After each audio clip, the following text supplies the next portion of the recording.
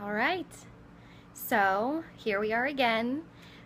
So excited to share more information and talk a little bit more about the feeling of quarter life crisis and kind of what helped me start to get out of that feeling and that rut.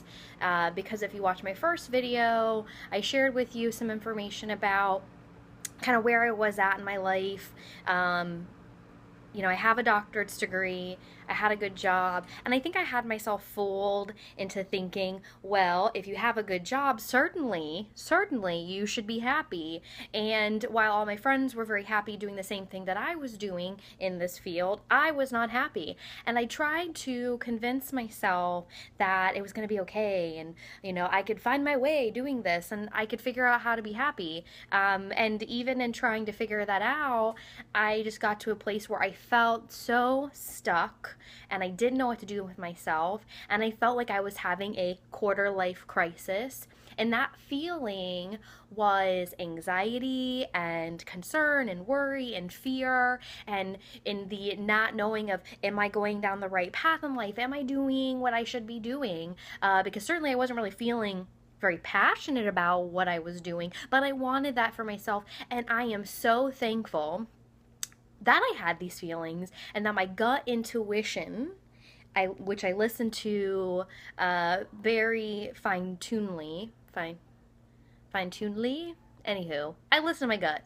My gut was telling me that I was not doing what I was supposed to be doing. I wasn't, following my passion. And it was like, it shook me up. It shook me up a lot, which is a good thing because I needed to be shaken up. I needed to be, said, hey, it's time to make a change in your life.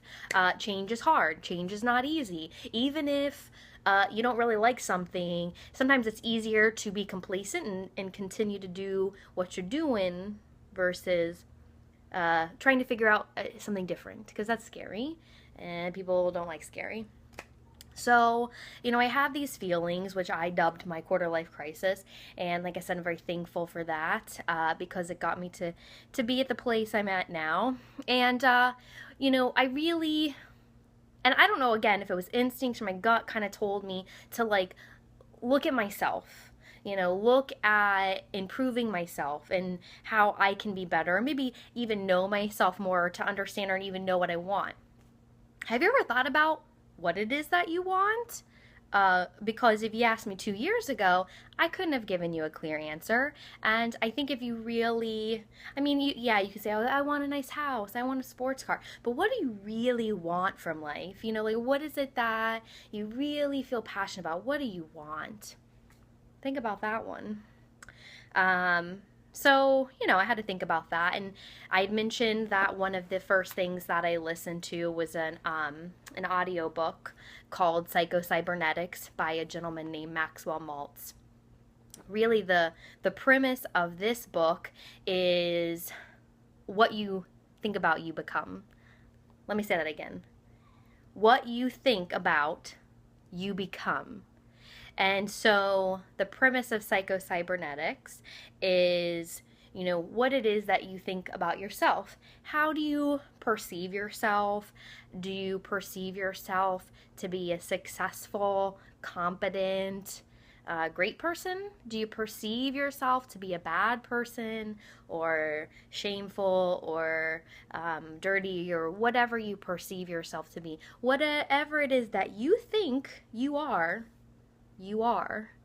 And so I had to start thinking about that in my own life and my own situation, and kind of looking at, what it is that I really think about myself.